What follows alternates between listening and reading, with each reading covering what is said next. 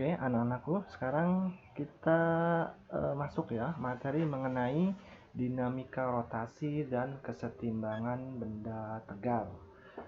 Materi dinamika rotasi dan kesetimbangan benda tegar ini berkaitan dengan pergerakan perputaran untuk benda-benda yang tegar. Apa sih benda tegar itu? Benda tegar itu benda yang tidak mudah berubah bentuknya jika dikenai gaya.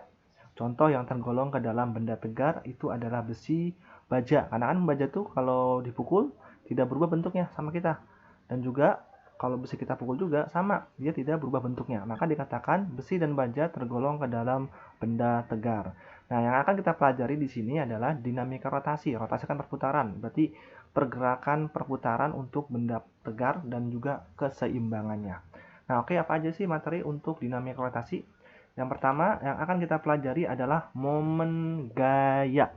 Momen gaya atau disimbolkan dengan to, ini dibacanya to atau torsi. Ya, nama lain dari momen gaya adalah to atau torsi. Simbolnya seperti ini. Torsi atau momen gaya ini adalah ukuran kecenderungan suatu benda untuk bergerak berputar. Itu namanya torsi atau momen gaya.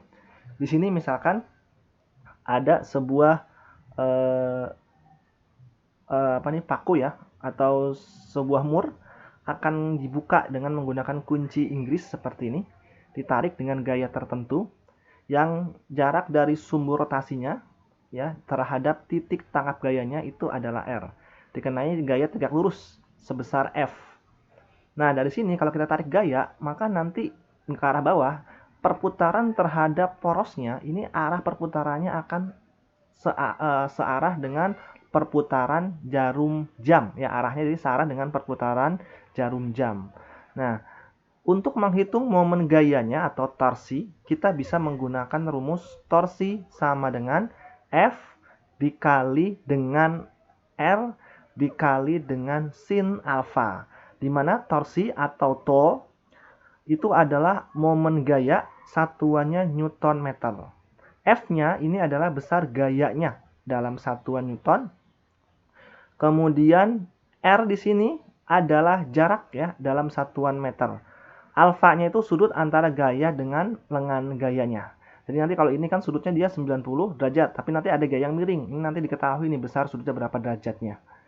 Nah, untuk momen gaya sendiri itu kita akan membuat perjanjian tanda ya positif dan negatif untuk momen gaya atau torsi. Jika arah gaya searah putaran jarum jam, maka torsi bernilai positif.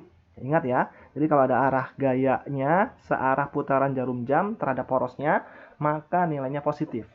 Sebaliknya, jika arah gaya berlawanan arah dengan putaran jarum jam, maka torsi bernilai negatif.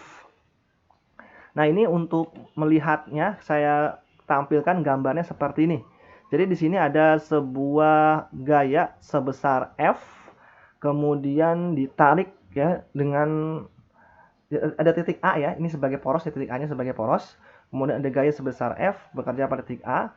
Nah, dengan poros titik A, ini kan arah perputarannya terhadap titik A ini nanti dia searah dengan putaran jarum jam. Maka dikatakan nilai momen gayanya itu bernilai positif. Ini R-nya, jaraknya, atau D disimbolkannya. Kemudian di sini berlawanan sekarang.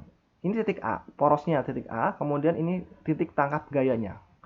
Ini sebagai lengan gayanya, ditarik nih, sehingga nanti dia akan berputar berlawanan arah dengan putaran jarum jam. Maka nilainya jadi negatif. Nah, ini jadi kamu harus bisa membedakan mana yang nilainya positif, mana yang nilainya negatif. Nilainya positif kalau dia searah jarum jam, nilainya negatif kalau berlawanan arah dengan jarum jam. Contohnya, perhatikan gambar di bawah ini. Momen gaya total dengan poros di titik B adalah titik-titik. Nah, ini bisa dilihat nih, ada 4 buah gaya bekerja pada sebuah batang. Ini massa batangnya kita abaikan. Untuk A, besar gayanya yang bekerja di titik A itu F1 besarnya 10 Newton. Di titik B, F2 nilai gayanya 4 Newton. Di Di titik C yaitu F3 nilainya 5 Newton, di titik D F4 nilainya 4 Newton. Jaraknya dari A ke B dari gambar ini adalah 2 meter, B ke C adalah 1 meter, C ke D adalah 3 meter. Nah, kamu diminta menghitung momen gaya total dengan poros di titik B. Jadi B ini kamu jadikan sebagai poros. Ya, porosnya itu berada di titik B, titik perputarannya. Kalau kita bayangkan gaya F1 dengan titik tangkap titik A. F1 terhadap titik B, ini kalau diputar dengan poros titik B, kan nanti arahnya searah putaran jarum jam. Maka nilai torsi 1 nilainya akan positif, karena dia searah dengan jarum jam. Oke, kita hitung nih torsi 1. Torsi 1 itu sama dengan F1 kali R1 kali sin alfa. F1 di sini nilainya adalah 10 Newton, dan dia bernilai positif. Kenapa? Karena terhadap titik B, arah F1 searah putaran jarum jam, maka dia positif. R1 jaraknya dari F1 ke B ya, A ke B ini poros, terhadap porosnya, yaitu 2 meter jaraknya. Ini 10 dikali 2, sin alfa, sinnya sin 90, karena sudut yang dibentuk antara lengan gaya yang ini dengan titik tangkap gayanya itu 90 derajat, ya, makanya sin 90. Dan nilai sin 90 adalah 1. Berarti kalau kita kalikan 10 kali 2, 20 dikali 1 sama dengan 20 Newton meter. Kemudian torsi yang kedua, F2. Nah, ini F2 tepat di poros. Kalau tepat di poros, langsung dikasih nilai torsinya adalah 0. Kalau dia tepat di poros ya. Karena F2 ini tepat di poros, maka nilainya 0. Nah, ini kenapa bisa 0? Karena R2-nya itu kan berarti jaraknya 0. Karena jarak titik B terhadap B-nya lagi. Maka nilainya 0. 4 dikali 0, maka nilainya juga 0. Atau cara cepatnya, kalau ada gaya tepat di poros, maka nilai momen gayanya adalah 0. Torsi yang ketiga, yaitu dirumuskan F3 kali R3 kali sin alfa. F3 terhadap poros B, ini arah perputarannya kan begini ya. Kalau bentuknya seperti ini, maka dia berlawanan arah dengan putaran jarum jam karena porosnya di B di sini. Berarti perputarannya berlawanan arah dengan jarum jam. Kalau berlawanan, maka F3 ini dikasih tanda negatif atau min 5 karena F3 nilai 5 Newton. Ini jadinya min 5 dikali jarak F3 ini terhadap titik B. Ini kan jaraknya dari C ke B itu adalah 1. Maka dikali dengan 1, sudutnya adalah sin 90 derajat. Sin 90 adalah 1. Ini kita kalikan, maka hasilnya min 5 Newton meter. Kemudian torsi yang keempat. Untuk torsi yang keempat, ini dirumuskan dengan F4 kali R4 dikali dengan sin alfa.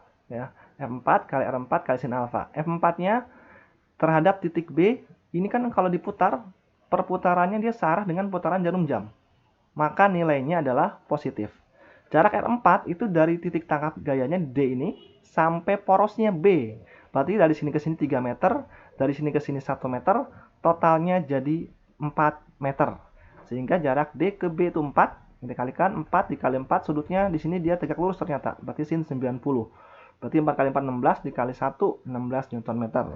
Nah, untuk menghitung momen gaya totalnya, cukup kamu jumlahkan seluruhnya. Torsi 1 tambah torsi 2 tambah torsi 3 tambah torsi 4.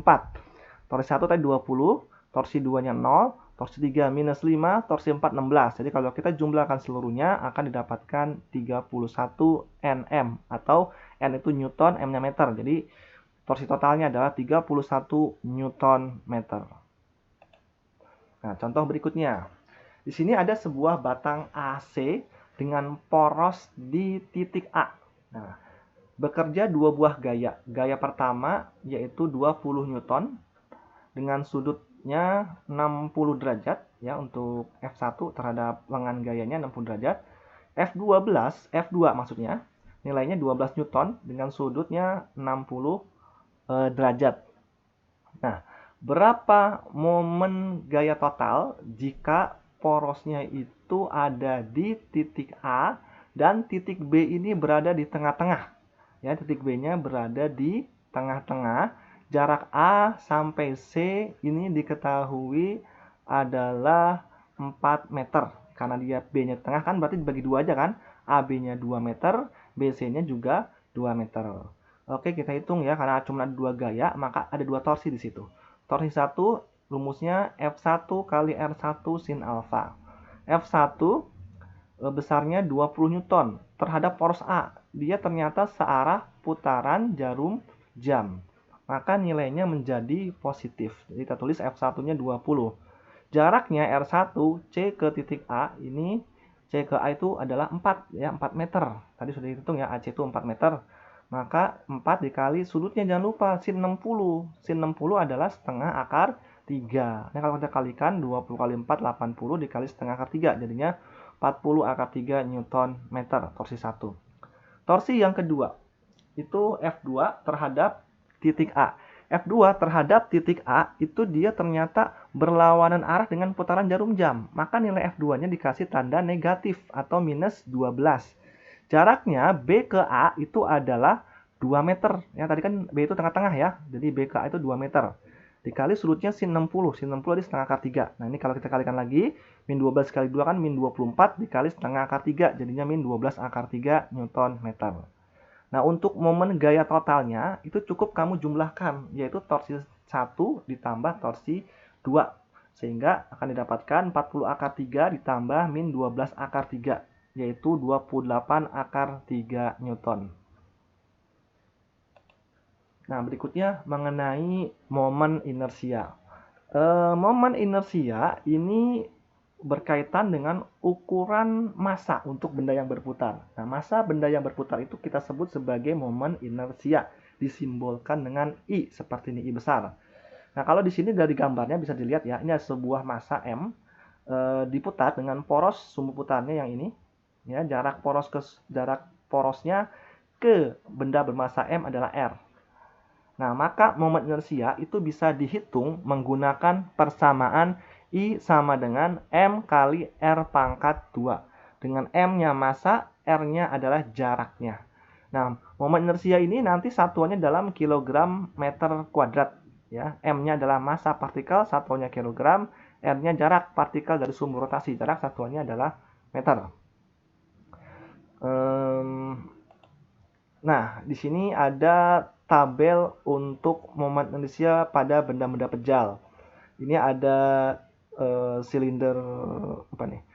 Silinder batang silinder ya, ini batang ya, seper 12 mr kuadrat dan seterusnya. Ini kamu baca aja. Ini tabel untuk momen inersia. Nah, tapi di soal-soal biasanya yang sering keluar tidak semuanya. Jadi yang wajib dihafal itu biasanya hanya 3 aja. Rumus momen inersia untuk benda pejal yang sering digunakan di soal ini ada 3. Yang pertama, silinder pejal. Silinder pejal itu momen inersianya atau I-nya selalu setengah mr kuadrat rumusnya. Ya, jangan lupa ya. Silinder pejal, momen inersianya I-nya sama dengan setengah mr kuadrat. Untuk bola pejal, momen inersianya I-nya sama dengan 2/5 mr kuadrat. Untuk bola berongga, I-nya sama dengan 2/3 mr kuadrat. Nah, untuk contohnya seperti ini. Dari gambar di samping, momen inersia total jika poros sumbu X adalah titik. Ini kan bukan benda pejal. Karena bukan benda pejal, maksudnya benda yang besar ya, ukurannya hanya sebuah partikel. Maka nanti untuk menghitung momen inersianya, kita pakai rumus umum, yaitu I sama dengan mr kuadrat. Nah, ini kita lihat di sini ada 4 buah benda bermassa. Benda A massanya M, benda B massanya 2M, benda C massanya 3M, benda D massanya 5M. Jarak A ini, A ke titik tengahnya atau titik asalnya, ke titik asal koordinat itu adalah A, benda B ke titik asal koordinat 2A, C ke titik asal koordinat 3A, dan D ke titik asal koordinat adalah A jaraknya. Nah, pertanyaannya di sini, dari gambar di samping kita mau menghitung momen inersia total dengan poros sumbu X. Jadi sumbu X itu sumbu yang mendatar ya, sumbu X. Jadi yang mendatar ini sebagai porosnya. Ya, jarak sumbu yang mendatar sebagai poros. Ingat ya, sumbu X itu sumbu yang mendatar, kalau sumbu ini sumbu yang vertikal. Tapi di sini porosnya adalah sumbu X. Karena di sini ada 4 benda, berarti nanti momen inersianya ada 4. Benda yang pertama yang A itu dirumuskan dengan IA sama dengan MA kali RA kuadrat. Massa benda A adalah M, RA-nya jaraknya dari M ke poros. Ingat tadi porosnya sumbu X. Berarti benda A ini berimpit dengan sumbu X-nya. Berarti jaraknya jadinya 0. Makanya 0 pangkat 2. Sehingga M dikali 0 tetap nilainya adalah 0. Benda B itu rumusnya MB kali RB kuadrat untuk menghitung momen inersia I sama dengan MR kuadrat. MB massa B-nya itu katanya 2M. Jarak B ke porosnya. Porosnya itu kan tadi sumbu X. Berarti jarak B ke sumbu X itu adalah 2A di situ. Maka ini dikalikan dengan 2A. Jangan lupa pangkat 2 di situ. Sehingga ini jadinya 2M dikali 2A dikuadratkan. 2M kali 4A kuadrat. Atau 2 kali 4, 8. 8MA kuadrat. Titik C ini juga sama. Dia tepat di poros. Karena tepat di poros atau berimpit dengan poros sumbu X, maka langsung saja nilainya jadi 0. Karena jaraknya 0, tepat di porosnya. Benda D, nah ini jaraknya terhadap poros sumbu X sebagai porosnya itu adalah A. Maka ini jadinya MD kali RD kuadrat. Massa benda D-nya adalah 5M, jarak D-nya ke A adalah A. Ini A dikuadratkan, sehingga jadinya 5MA kuadrat. Barulah kita menghitung momen inersia total atau I total. I totalnya cukup kamu jumlahkan seluruhnya, yaitu IA tambah IB tambah IC tambah ID.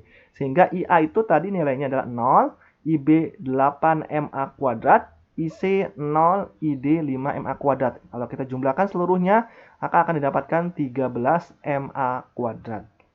Nah, itu cara menghitung momen inersia contohnya.